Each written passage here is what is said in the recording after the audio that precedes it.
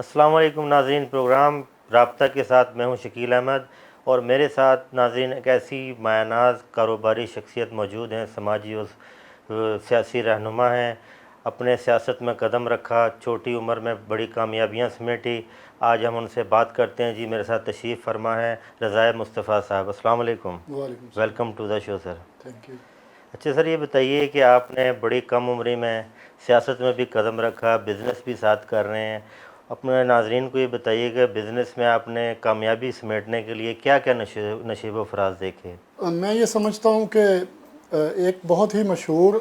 ایک مقولہ ہے یا ایک محاورہ ہے کہ محنت جو ہے اس کا پھل اللہ پاک آپ کو ضرور دیتا ہے، اور محنت کبھی رائیگاں نہیں جاتی ہے۔ تو میں کوئی شروع سے آپ یوں کہہ سکتے ہیں کہ کوئی سرمایہ دار یا کسی ذمہ دار یا کسی بہت بڑے کسی ٹائکون کے گھر کا فرد نہیں تھا۔ میں ایک مزدور باپ کا ایک مزدور بیٹا ہی ہمیشہ کہتا ہوں اپنے آپ کو۔ تو شروع سے محنت مزدوری پہ بلیو کیا، اللہ پاک نے اس کا پھل دیا، اور آج ماں باپ کی دعاؤں، بہن بھائیوں کی دعاؤں ان کے ساتھ، اور کسی کے ساتھ دھوکہ فریب زیادتی نہ کرنے کے صلے میں میرے خیال میں اللہ پاک نے آج اس مقام تک پہنچایا ہے۔ اور اس میں اپنے خصوصاً اپنے والد صاحب، ان کی بہت زیادہ جد و جہد رہی ہمارے لیے۔ وہ تو خیر ہر باپ اپنی اولاد کے لیے کرتا ہے، لیکن میں اس کا کریڈٹ پہلے ان کو دوں گا، اس کے بعد میرے بڑے بھائی ہیں۔ ان کی جو یوں کہہ لیں کہ قربانیاں یا ان کی محنت ہمارے خاندان کے لیے، وہ اگر اس کا میں ذکر نہ کروں تو یہ ایک بہت بڑی زیادتی ہوگی، کیونکہ وہ بھی آج میرے والد صاحب چونکہ اس دنیا میں نہیں ہیں، تو ان کے بعد ہمارے لیے وہی باپ کا درجہ رکھتے ہیں۔ اچھا، اپنے ناظرین کو یہ بھی بتائیے گا کہ آپ کیا بزنس کرتے ہیں اور کہاں سے آپ نے سٹرگل کی، گراس لیول سے آپ چلے، فیملی نے آپ کو سپورٹ کیا، یا جو ہے نا خود محنت کر کے آج اس مقام پہ پہنچے ہیں آپ؟ نہیں، ایک تو ہم ایک جوائنٹ فیملی سسٹم کا حصہ ہیں، اور عموماً ہمارے ہاں آپ کو پتہ ہے کہ ایک مڈل کلاس جو طبقہ ہے، اس میں فیملی ممبرز ایک دوسرے کی سپورٹ سے ہی جو ہے نا وہ کامیابی کی طرف جاتے ہیں۔ اور میں یہ بے سمجھتا شک۔ ہوں کہ اس میں میرے بہن بھائیوں کا، دوست احباب کا، اور سب سے بڑھ کر میرے والدین کی دعاؤں کا نتیجہ۔ جہاں تک آپ نے بزنس کی بات کی ہے، تو ہمارا ایک سعودیہ میں بھی چھوٹا موٹا ایک سیٹ اپ ہے، اور یہاں میں ریئل اسٹیٹ بزنس میں اور ایز اے بلڈر کام کرتا ہوں۔ تو اللہ پاک کا شکر ہے۔ میں یہ ہمیشہ کہتا ہوں کہ جب اللہ پاک کی ذات آپ کو نوازے تو آپ کو اس کا شکر گزار ضرور ہونا چاہیے، اور میں اللہ پاک کا شکر گزار ہوں۔ آج جس مقام پہ بھی ہیں، اللہ پاک کی بہت کرم نوازی ہے۔ ماشاءاللہ، بزنس میں اللہ نے آپ کو بڑی ترقیاں دی۔ تو یہ بھی بتا دیجیے گا کہ آپ نے سیاست میں پہلا قدم کب رکھا، اور مسلم لیگ کاف کو کیوں آپ نے انتخاب کیا، کوئی اور جماعت کیوں نہیں؟ سیاست جہاں تک، چونکہ ہم لوگ صوبہ پنجاب سے بلونگ کرتے ہیں، تو میں پنجاب کا جو ہمارا سیاسی کلچر ہے یا جو ہماری سیاسی روایات ہیں، وہ یہ ہیں کہ یاریاں دوستیاں ہوتی ہیں، آپ کے خاندانی روابط ہوتے ہیں، پھر دڑے بازیاں ہوتی ہیں مقامی سطح پہ، گاؤں کی سطح پہ کہہ لیں یا محلے کی سطح پہ کہہ لیں۔ تو میں اسی کا ایک حصہ بن کے اپنے گاؤں سے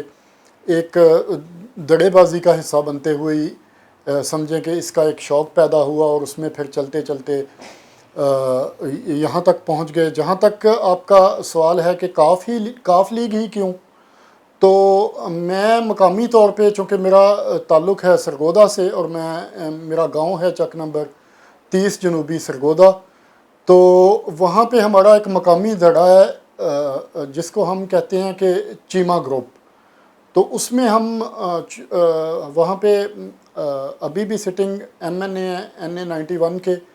اور ان کے صاحبزادے MPA ہیں، عامر سلطان چیمہ صاحب MNA، اور منیب سلطان چیمہ صاحب جو ہیں وہ ایم پی ہے، تو اس گروپ کا حصہ بن کے میں نے سیاست کا آغاز کیا۔ وہ چونکہ ان کا تعلق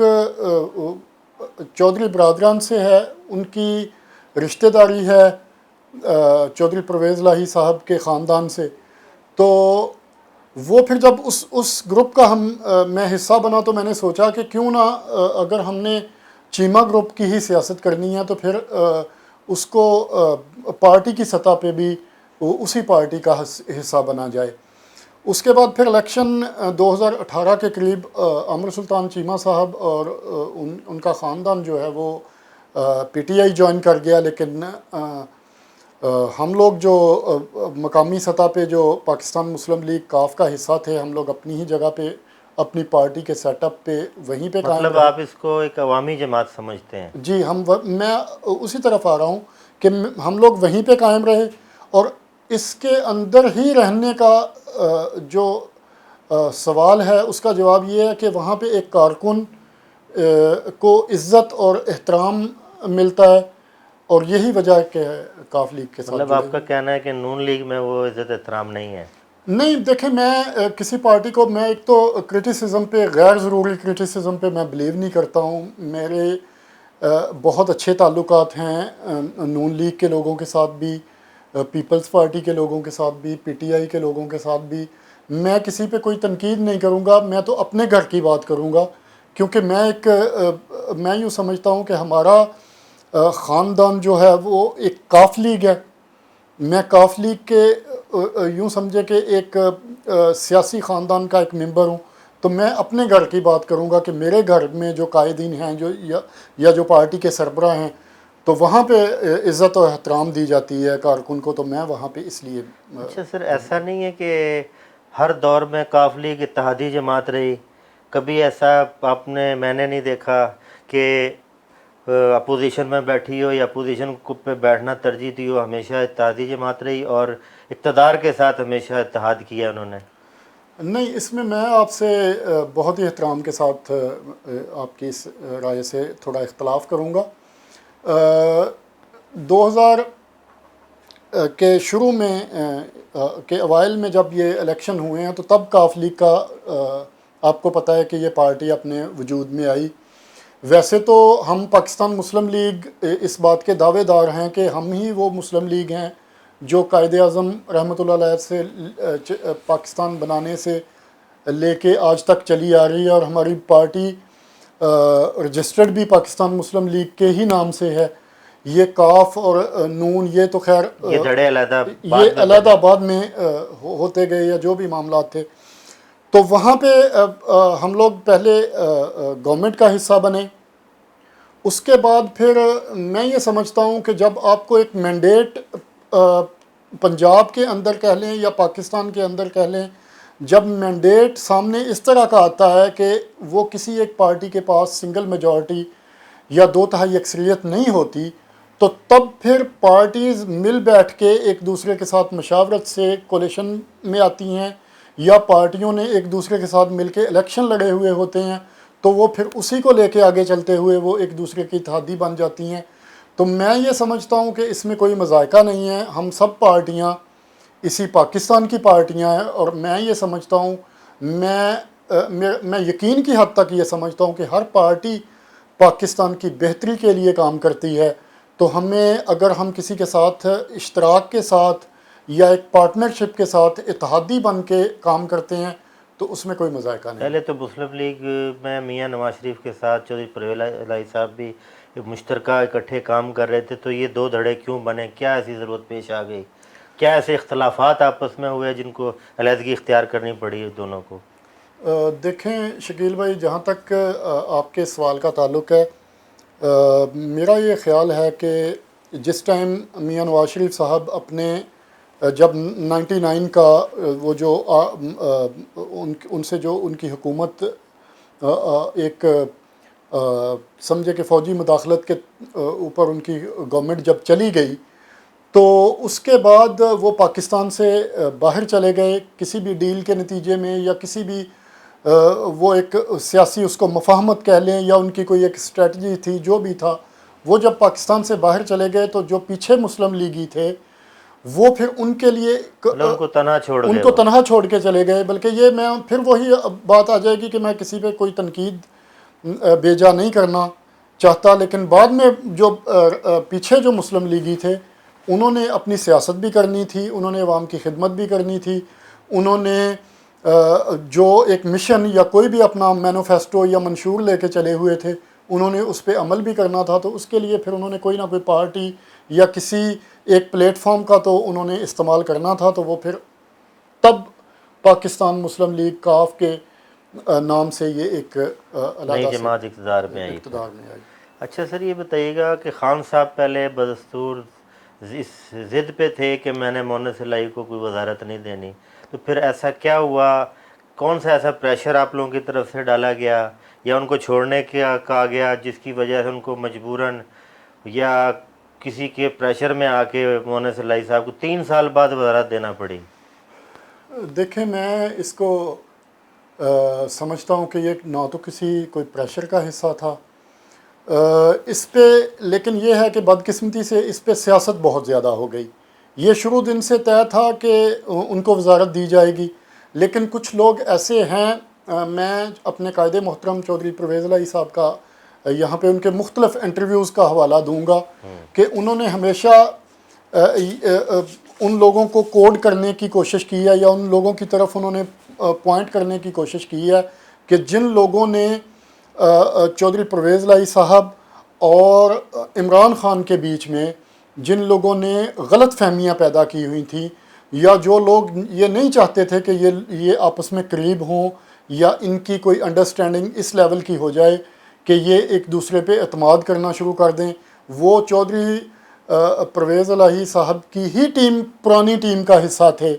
جب پہلے پاکستان مسلم لیگ اقتدار میں تھی تو انہی کا وہ حصہ تھے لوگ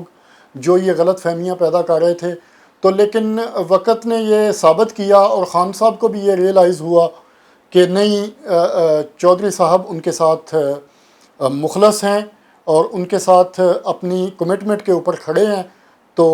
وہاں پہ جا کے پھر انہوں نے یہ وزارت۔ کیا یہ کہنا درست ہوگا کہ مشرف حکومت کے بعد، دور کے بعد، مسلم لیگ کاف زوال پذیر رہی، جو ہی پی ٹی آئی کی حکومت آئی تو ان کے ساتھ انہوں نے اتحاد کر کے دوبارہ حکومت میں بیٹھنا ترجیح دی اس کو؟ دیکھیں اس میں تو خیر کوئی ڈکی چھپی بات نہیں ہے کہ یہ میں یہاں پہ اپنے قائد محترم چودھری شجاعت حسین صاحب کی کتاب کا حوالہ دوں گا کہ انہوں نے ان کی ایک کتاب ہے سچ تو یہ ہے، اس میں وہ بہت انہوں نے کھلے الفاظ میں لکھ دیا ہوا ہے کہ کہاں پہ ان کے اختلافات کن لوگوں کے ساتھ ہوئے۔ میاں صاحب کو جو پاکستان واپسی کا ان کا رستہ بنا، یا محترمہ بے نظیر بھٹو صاحبہ اللہ پاک ان کو گرک رحمت کرے،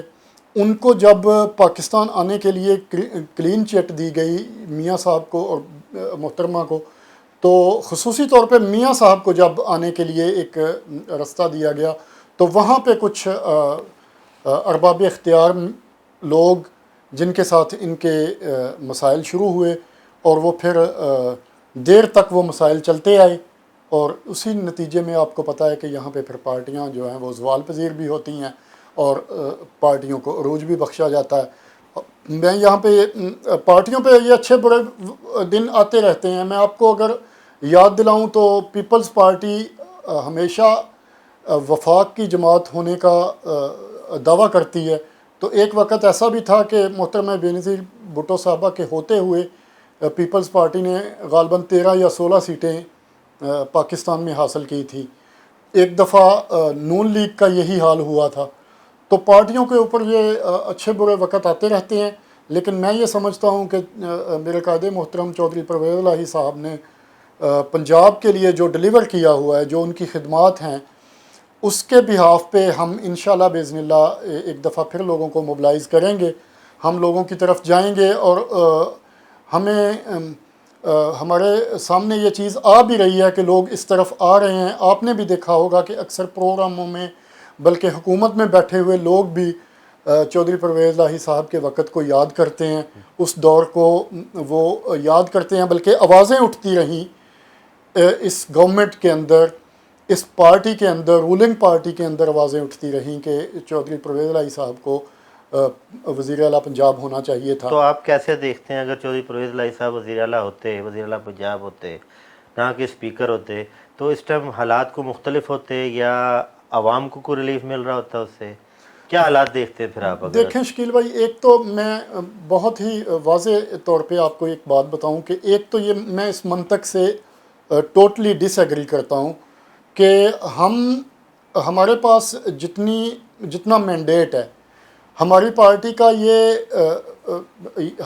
ہم یہ دعوے دار نہیں ہیں کہ ہم وزارت اعلیٰ کے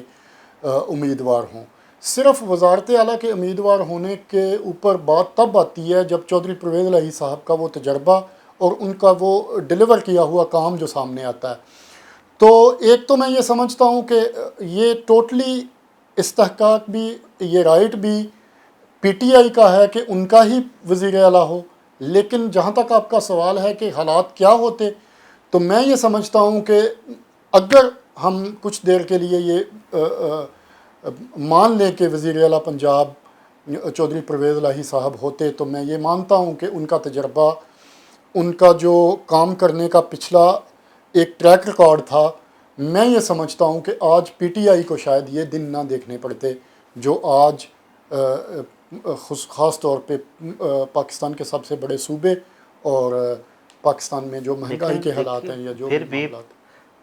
کاف لیگ اس ٹائم اتحادی جماعت تو ہے، حکومت کے ساتھ وہ پورا ساتھ دے رہی ہے، حکومت کے ساتھ کھڑی ہے اس ٹائم موجودہ حکومت کی۔ دیکھیں شکیل بھائی، یہ سوال مجھ سے بہت بار پوچھا گیا ہے اور میں ہر بار یہی جواب دیتا ہوں کہ دیکھیں، جب آپ انتخابات کروا دیتے ہیں، جب آپ کے سامنے مینڈیٹ آ جاتا ہے، تب اگر کسی ایک پارٹی کے پاس سنگل میجورٹی نہیں ہوتی، ان کے پاس حکومت سازی کے لیے کوئی ایک سازگار ماحول نہیں ہوتا، تو وہاں پہ ہمیشہ اتحادی ہی حکومتیں بنا کرتی ہیں۔ تو اگر ہم اس کا حصہ نہ بنتے، یا آج بھی ہم اگر کسی وجہ سے اس میں سے نکل آتے ہیں، تو ایک نیا سیاسی بحران، ایک نیا پنڈورا باکس ہم کھول دیں گے، ایک نئے مسائل کھول دیں گے ہم اپنے پاکستان کے لیے، یا ہارس ٹریڈنگ کا، یا جس کو ہم کہتے ہیں کھینچا تانی کا ایک نیا ماحول پیدا کر دیں گے۔ تو میں یہ سمجھتا ہوں کہ میری قیادت کا یہ فیصلہ بالکل درست تھا اس وقت بھی، آج بھی حکومت میں بیٹھے رہنا یہ ایک درست فیصلہ ہے، لیکن میں اس میں ایک اضافہ ضرور کرنا چاہوں گا کہ میری قیادت کو، چونکہ ان کی جو پوزیشن ہے ایک اتحادی ہونے کے ناطے، اس میں ان کو حکومت پہ وقتاً فوقتاً یہ دباؤ یا یہ مشورہ ضرور دیتے رہنا چاہیے کہ یہ جو حالات جس طرف جا رہے ہیں مہنگائی کے، ابھی آج کے دن ہی اگر ہم بات کر رہے ہیں تو 10 روپے جب پٹرول اور 12 روپے ڈیزل کی قیمت بڑھا دی جائے، اور بجلی کا ریٹ بار بار جو بڑھایا جائے، اور روزمرہ استعمال کی ضرورت کی چیزیں جو ہیں ایک عام آدمی کے لیے، ان کی قیمتیں کہاں سے کہاں جا رہی ہیں، تو یہاں پہ میں یہ سمجھتا ہوں کہ میری قیادت کو ایک مثبت رول ضرور ادا کرنا چاہیے، اور یہاں پہ ہمیں خاموش تماشائی بن کے اس سارے یہ جو کچھ بھی یہ ہو رہا ہے عوام کے ساتھ، اس کا کم سے کم میں یہ سمجھتا ہوں کہ کوئی ازالہ یہ کر دینا چاہیے کہ ہم کوئی اس پہ آواز اٹھائیں اور ہم اپنا احتجاج ریکارڈ کروائیں۔ بالکل، یہ احتجاج ریکارڈ کروائیں۔ رضا مصطفیٰ صاحب کا کہنا ہے گفتگو جاری رہے گی، ملتے ہیں ایک بریک کے بعد، ٹیک اے بریک۔ ویلکم بیک ناظرین، گفتگو کا آغاز کرتے ہیں یہیں سے کہ سر یہ بتائیے گا کہ یہ موجودہ حکومت تو آئی تھی غریبوں کے لیے آسائش لانے، غریبوں کے لیے نوکریاں دینے، لوگوں کو نوکریاں دینی تھی، گھر دینے تھے، لوگ بے گھر ہو رہے ہیں، آئے دن خودکشی کے ریشو 10% 30% پہ چلے گئے ہیں۔ تو موجودہ صورتحال پہ آپ کیا کہیں گے؟ حکومت تو آئی تھی غربت ختم کرنے، بلکہ یہ دیکھا جا رہا ہے کہ یہ غریب ختم کر رہی ہے۔ دیکھیں، اس میں کوئی دو رائے نہیں ہے۔ میں ایک چیز پہ بلیو کرتا ہوں کہ اگر آپ کو دیکھیں، اگر آپ میرے پاس بیٹھے ہیں، میرے خیالات میرے چاہنے والوں یا سننے والوں تک پہنچا رہے ہیں، تو اس کا مطلب ہے کہ اللہ پاک نے مجھے ایسی سیٹ پہ بٹھایا ہوا ہے جہاں پہ 2-4 لوگ میری آواز سنتے ہیں۔ تو میں یہ سمجھتا ہوں کہ میں ایمانداری سے بات کروں گا، میں کوئی لگی لپٹی بات نہیں کروں گا، میں اس لیے سب اچھا کی گردان بالکل نہیں کروں گا کہ ہم اس گورنمنٹ کا حصہ ہیں۔ اس میں کوئی دو رائے نہیں ہے کہ اس گورنمنٹ نے جو وعدے کیے تھے، جو بہت بڑی بڑی باتیں کی گئی تھیں خان صاحب کی طرف سے، وہ بالکل ڈلیور نہ کر پائے۔ اس میں یہ سمجھتا ہوں کہ جب آپ ایک تو ہمیں اپنے معروضی حالات کو ذہن میں ضرور رکھنا چاہیے، گراؤنڈ ریالٹیز جو ہیں ان سے باہر نکل کے کبھی بھی ہمیں سیاسی ٹارزن نہیں بننا چاہیے، جو کہ خان صاحب بنے جب یہ سٹیج پہ چڑھتے تھے۔ ان کا کہنا تو یہ تھا کہ جب بجلی مہنگی ہو یا مہنگائی آئے تو سمجھیں حکومت چور ہے، تو اٹس مین کہ حکومت چور ہے۔ دیکھیں میں خیر وہ یہ چور والی گردان تو میں اس سے تو مجھے سخت چڑ بھی ہے، خان نفرت صاحب بھی ہے۔ حکومت سے جب باہر تھے یہ کہا کرتے تھے، وہ آپ بالکل کو پتہ کہتے تھے، ہوگا اس کا۔ لیکن میں کسی کو کم سے کم یہ نہیں کہوں گا، نہ کوئی پہلے چور تھا، نہ میں سمجھتا ہوں کہ کوئی اب چور ہے۔ لیکن بات صرف یہ ہے کہ جب ہم سیاسی دعوے کر رہے تھے تو ہمیں اپنے ملک کے معروضی حالات کا بھی اندازہ ہونا چاہیے تھا، ہمیں اپنے خزانوں میں پڑے ہوئے جو پیسے تھے ان کا بھی اندازہ ہونا چاہیے تھا کہ کیا ہم جو یہ وعدے کر رہے ہیں یہ ہم کل کو ڈلیور بھی کر پائیں گے یا نہیں کر پائیں گے، اور اس کے اوپر ہماری قوم ہم پہلے ہی حالات اور غربت اور بے روزگاری اور جو بھی اس قسم کے حالات ہیں اس میں ایک پسی ہوئی قوم ہے، تو یہ جذباتی قوم بھی ہے۔ جب وہ ڈلیور نہیں ہو پانا تھا تو اس کا رزلٹ یہی ہونا تھا جو آج ہو رہا ہے۔ ایک تو میں یہ سمجھتا ہوں کہ سیاسی ٹارزن بن کے کبھی بھی اس ہٹ درمی پہ نہیں جانا چاہیے تھا کہ ہم IMF کے پاس نہیں جائیں گے۔ دیکھیں ایک ملک جب پہلے سے، اب تو دوسری قسط کا ویٹ ہو رہا ہے۔ دیکھیں ایک ملک جب پہلے سے ایک ادارے کے ساتھ ایک تعاون کے ساتھ چل رہا ہے، ان سے قرضہ لے کے چل رہا ہے، تو آپ نے جب اس کنٹینیوٹی کو توڑا، جب آپ ایک سال تک اس ہٹ درمی پہ بیٹھے رہے کہ جی نہیں ہم ان کے پاس نہیں جائیں گے، تو پھر جب آپ ان کے پاس گئے تو انہوں نے پھر آپ کو اپنی شرائط پہ بٹھایا کہ اب ہماری یہ شرائط ہوں گی، ہم ان شرائط پہ آپ کو قرضہ دیں گے۔ اور میں یہ سمجھتا ہوں، میری ناقص رائے یہ ہے کہ وہ جو ایک سال کا وہ ٹنیور تھا جس میں یہ اس طرف نہیں گئے، انہوں نے اپنی طرف سے یہی کوشش کی کہ شاید ہم اپنے جو ہمارے سورس ہیں جو اس میں سے ہی ہم اپنے مسائل حل کر لیں گے، تو وہ جب نہیں ہو سکے تو پھر انہوں نے اپنی شرائط پہ قرضہ دیا۔ آج بجلی، پیٹرول، آج اور بہت ساری چیزوں کے جو ریٹس ہیں وہ ان کے اپنے اختیار میں ہے ہی نہیں ہے، وہ آج طے شدہ ایک منصوبے کے تحت، ایک طے شدہ ایگریمنٹ کے تحت وہ بڑھائے جا رہے ہیں، تو پھر اس کا حال آپ کے سامنے۔ تو اب کیا دیکھتے ہیں اگلا سینیریو کیا ہوگا؟ جس طریقے سے دن بہ دن مہنگائی بڑھتی جا رہی ہے، عوام بھی ریلیف چاہتی ہے، ریلیف مانگتی ہے، آخری سال قریب آ رہے ہیں، تو اگلا کیا سینیریو کیا دیکھتے ہیں؟ دیکھیں جی میں تو یہی دعا کروں گا، اور میری خواہش بھی یہ ہوگی اور ہمارا مطالبہ بھی اتحادی ہونے کے ناطے یہی ہوگا کہ آپ ان 2 سالوں میں آپ ڈلیور کریں، آپ ایک عام آدمی کے جو مسائل ہیں ان کو کم کرنے کی کوشش کریں، کیونکہ میں اکثر یہ بات کہتا ہوتا ہوں کہ ہم بھی ان کے ساتھ، چونکہ ہم وزارتیں لے کے بیٹھے ہوئے ہیں، ہم یہ اس بات سے کبھی بھی ڈینائی نہیں کر سکتے کہ ہم گورنمنٹ کا حصہ نہیں تھے، ہم گورنمنٹ کا حصہ ہیں۔ اگر یہ گورنمنٹ ڈلیور نہیں کر سکتی، اگر ان کی گورننس یہی رہتی ہے، تو پھر ڈیفینیٹلی ہم بھی ان کے ساتھ سے کشتی کے سوار ہیں، یہ ڈوبیں گے تو ہم بھی ڈوبیں گے۔ لیکن میری دعا ہے کہ یہ ان 2 سالوں میں ڈلیور کریں، ایک عام آدمی کے مسائل کی طرف توجہ دیں۔ تو ابھی بھی اللہ پاک کے ہاں وہ کہتے ہیں کہ دیر ہے اندھیر نہیں ہے۔ میں تو پر امید ہوں کہ اللہ کرے۔ اور دوسرا میں اس چیز پہ بھی بلیو کرتا ہوں کہ ہمیں پاکستانی ہونے کے ناطے ہمیں یہ نہیں سوچنا چاہیے کہ گورنمنٹ کس کی ہے، کون وزارت عظمیٰ کی کرسی پہ بیٹھا ہوا ہے۔ ہمیں یہ سوچنا چاہیے کہ اگر ان سے بھی ایک اچھا کام ہوگا تو الٹیمیٹلی اس قوم کا بھلا ہوگا۔ تو ہمیں کوشش کرنی چاہیے کہ خان صاحب کامیاب ہوں، یہ گورنمنٹ کامیاب ہو، تاکہ ایک عام آدمی کے مسائل حل ہوں۔ آئندہ الیکشن میں آپ مسلم لیگ کو کہاں دیکھتے ہیں؟ مسلم لیگ کاف کو آپ کہاں دیکھتے ہیں؟ دیکھیں جی، پہلے سے پارٹی کے حالات کافی بہتر ہیں،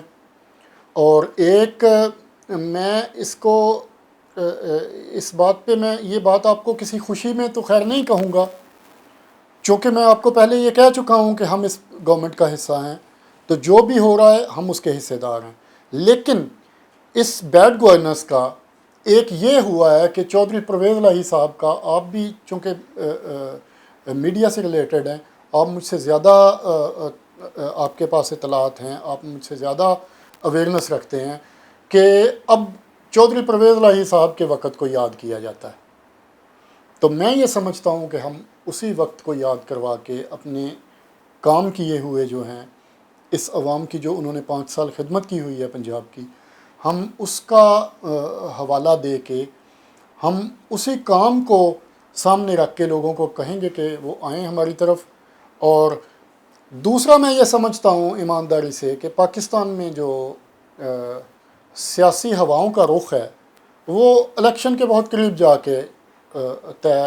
ہوتا ہے یا وہ بنتا ہے، تو وہ بھی کہنا قبل از وقت ہے. ہماری عوام بھی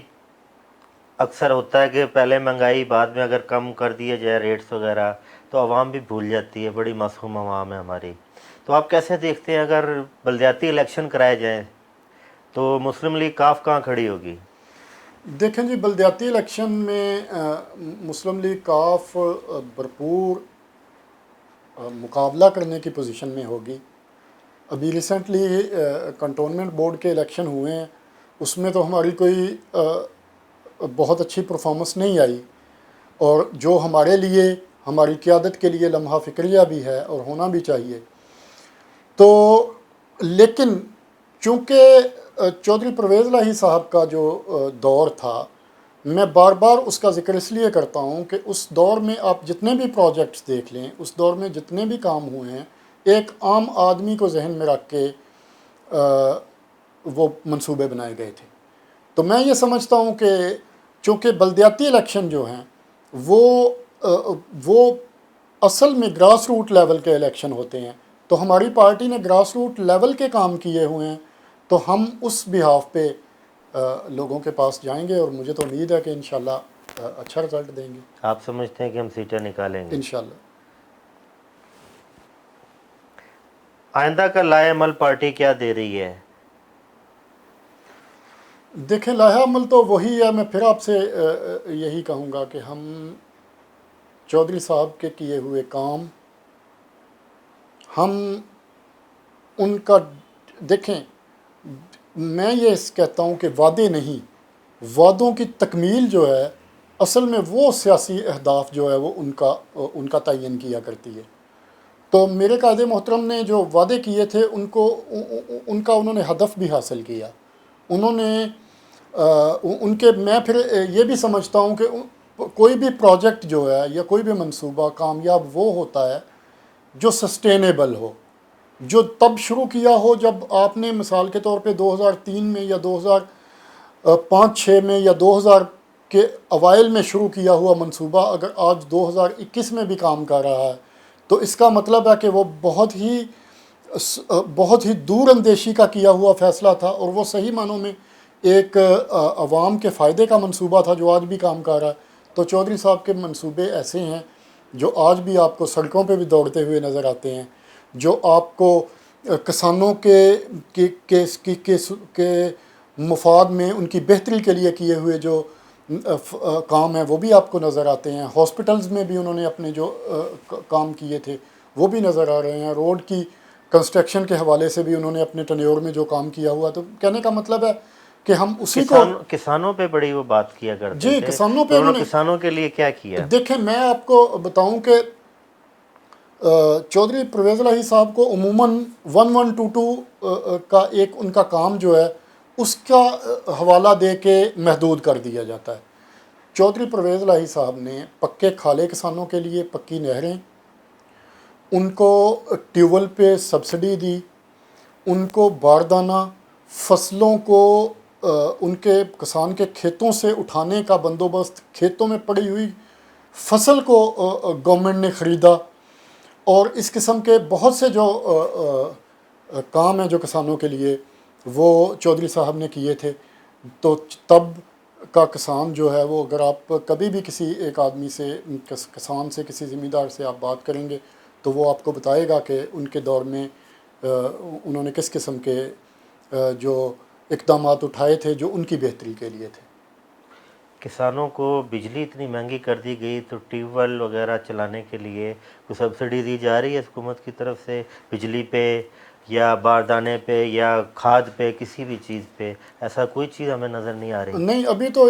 کسان رو رہا ہے، پس گیا کہ زمیندار پس گیا. اس میں کوئی شک نہیں ہے. پچھلے دنوں بلکہ میں نے چودھری پرویز الہی صاحب کا، اپنے قائد محترم کا، میں نے ایک میسج بھی انہوں نے ایک پاس کیا تھا سائیں عثمان بزدار کو، کہ جی آپ، انہوں نے بلکہ ان کو ہدایات دی تھیں کہ آپ ان کا چیزوں پہ کام کریں تاکہ کسانوں کو کوئی ریلیف ملے. تو دیکھیں، ہم تو اتحادی ہونے کے ناطے جتنی پوزیشن پہ ہیں ہم لوگ، تو ہماری قیادت مشورہ دیتی ہے. آگے اس پہ عمل کرنا یا پالیسی میکنگ جو ہے یا کوئی بھی ڈیسیجن میکنگ جو ہے، وہ تو پھر پی ٹی آئی کی گورنمنٹ کے ہاتھ میں ہے. وہ ہم پھر ان سے زبردستی تو نہیں کروا سکتے. اچھا سر، اگر یہ آنے والے آئندہ الیکشن میں کاف لیگ آل آؤٹ ہو جاتی ہے تو آپ کہاں کھڑے ہوں گے؟ آپ اقتدار کے ساتھ ہوں گے یا اپنی پارٹی کے ساتھ ہوں گے پھر؟ دیکھیں شکیل بھائی، میں پاکستان مسلم لیگ کے ساتھ اس ٹائم سے ہوں جب، یقین مانیں گے آپ، کہ ہمارے بہت ہی قریبی دوست ہمیں مذاق اڑایا کرتے تھے کہ آپ لوگ کہاں ہوں، آپ کیا کر رہے ہو ادھر. تو اگر اقتدار کی طرف ہی جانا ہوتا تو پھر اقتدار کے لیے بہت سی راہیں کھلی تھی. میں پی ٹی آئی کی کمپین کا حصہ رہا ہوں کیونکہ ہم ان کے اتحادی تھے. تو میں پی ٹی آئی کی کمپین کا حصہ رہا ہوں. اس کمپین میں مجھے پی ٹی آئی کی طرف سے آفرز ہوئیں، لیکن میں اپنی پارٹی کے ساتھ کھڑا رہا الحمدللہ. جس گروپ کے ساتھ میں نے اپنی سیاست کا آغاز کیا، چیمہ گروپ، عامر سلطان چیمہ میرے وہ محترم بھائی ہیں، میرے بڑے بھائیوں کی طرح ہیں. ان کے ساتھ میں آج بھی ان کے دڑے کے ساتھ کھڑا ہوں. لیکن وہ پی ٹی آئی میں چلے گئے، لیکن ہم پھر بھی اپنی پارٹی کے ساتھ، میں اپنی پارٹی پاکستان مسلم لیگ کے ساتھ کھڑا رہا. اور انشاءاللہ کوشش تو یہی ہے کہ اپنی پارٹی کے ساتھ ہی. اور میں یہ سمجھتا ہوں کہ آپ کو بار بار آپ کے قبلے بدلتے رہیں، سیاسی قبلے، تو یہ بھی کوئی بات نہیں ہے. آپ کا ایک لیڈر یا آپ کا ایک مینوفیسٹو یا آپ کا ایک منشور یا آپ کا ایک ویژن جو ہے وہ روز روز اگر بدلے گا تو پھر میں نہیں سمجھتا کہ آپ کی معاشرے کے اندر بھی کوئی عزت ہوگی. ناظرین، جیسا کہ آپ نے سنا کہ رضا مصطفیٰ صاحب نے کہا کہ میں کاف لیگ کا حصہ ہوں، کاف لیگ میں میری جان ہے اور کاف لیگ میں ہی رہوں گا، اقتدار رہے نہ رہے میں کاف لیگ میں ہی رہوں گا اور چودھری صاحب کا بازو بنا رہوں گا، چودھری صاحب کے ساتھ رہوں گا. ان کے ساتھ ہم نے بات کی. تو نیکسٹ پروگرام میں ایک نئے مہمان کے ساتھ آپ کے ساتھ رابطہ پروگرام میں پھر حاضر ہوں گے. اجازت دیجیے، اللہ حافظ.